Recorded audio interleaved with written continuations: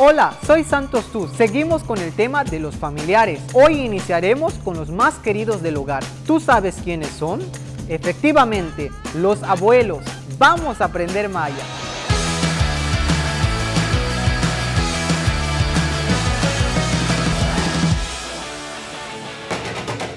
Familiares. Iniciamos con los más grandes. Primero aprenderemos a decir abuelo y se dice nol, nol, nol, nol. Y seguimos con la acompañante del abuelo y esa es abuela y se dice chich, chich, chich, chich, chich.